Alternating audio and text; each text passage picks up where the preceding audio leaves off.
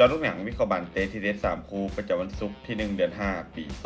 2026เขามาเริ่มกันอีกคู่หนึ่งในศึกซีเรียอิตาลีเตะในเวลา1:45ของคืนนี้การพบกันระหว่างปีซ่าดับบวยมี18คะแนนจากเปิดวันต้อนรับการเยือนของเลสเต้อันดับ17มี29คะแนนปีซ่าเจ้าบ้านพวกเขามีฟอร์มการเล่นช่วงหลังที่บ่ค่อยดีอย่างต่อเนื่องโดยแพ้ติดต่อกันมาแล้ว5เกมในทุกรายการ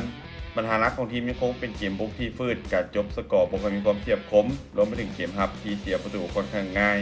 ส่วนเลสเต้ทีมเยือนพวกเขามีฟอร์มการเล่นโดยรวมถือว่าดูดีกว่าเล็กน้อยเกมรับของทีมค่อนข้างมีระเบียบวินัยหลายกว่าเจ้าบ้านเกมนี้ภาพรวมค่อนข้างสูสีฮุกเกมน่าจะอึดอัดยิงประตูกันน้อยการคาดการณ์สกอร์ที่น่าจะเกิดขึ้นเลสเต้จะบุกมาเสียนเอาชนะปีซ่าไปด้วยสกอร์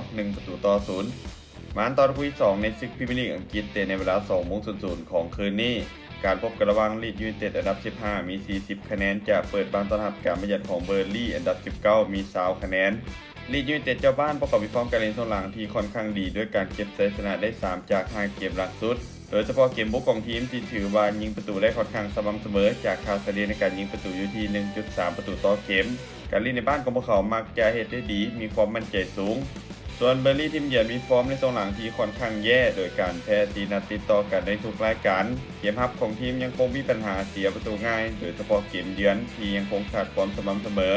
เกมนี้ภาพรวมยังคงให้ลีดเจ้าบ้านดูดีกว่าในทุกมิติและมีโอกาสค่อนข้างสูงที่จะเก็บชัยชนะไปได้การคาดการณ์สกอร์ที่น่าจะเกิดขึ้นลีดยูไนเต็ดจะเปิดบ้านเอาชนะเบอร์ลี่ไปด้วยสกอร์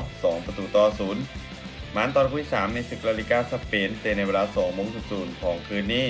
การพบกันระหว่างกิโรนาอันดับ15มี38คะแนนจะเปิดบ้านต้อนรับการเยือนของมายอร์กาอันดับ17มี35คะแนนกิโรนาเจ้าบ้านพวกเขามีฟอร์มในช่วงหลังที่บ่ค่อยดีโดยการแพ้3จาก5เกมหลังสุดเกมรับของทีมยังคงมีปัญหาเสียประตูค่อนข้างง่ายแต่จุดเด่นของทีมคือเกมบุกในบ้านที่มักจะกล้าเปิดเกมใส่คู่แข่งส่วนมายอร์กาทีมเยือนพวกเขามีฟอร์มการเล่นช่วงหลังถือว่าดูดีกว่าเล็กน้อยเกมรับของทีมถือว่ามีระเบียบวินัยโดยเฉพาะเกมบุกที่ยิงประตูได้ค่อนข้างสม่ำเสมอจากค่าเฉลี่ยในการยิงประตูอยู่ที่ 1.2 ประตูต่อเกมภาพรวมเกมนี้ค่อนข้างสูสีมีโอกาสค่อนข้างสูงที่จะจบลงด้วยผลเสมอการคาดการณ์สกอร์ที่น่าจะเกิดขึ้นกิโรนาจะเปิดบ้านแบ่งแต้มกับมายอร์กาไปด้วยสกอร์1-1สุดท้ายนี้ถ้าทุกคนสนใจแนวทางที่ดีแบบนี้อย่าลืมกดไลค์กดแชร์ออกไปเพื่อเป็นแนวทางเพิ่มเติมและใครสนใจอยากลงทุนสามารถกดลิงก์ผ่านหน้าช่องได้เลยเด้อ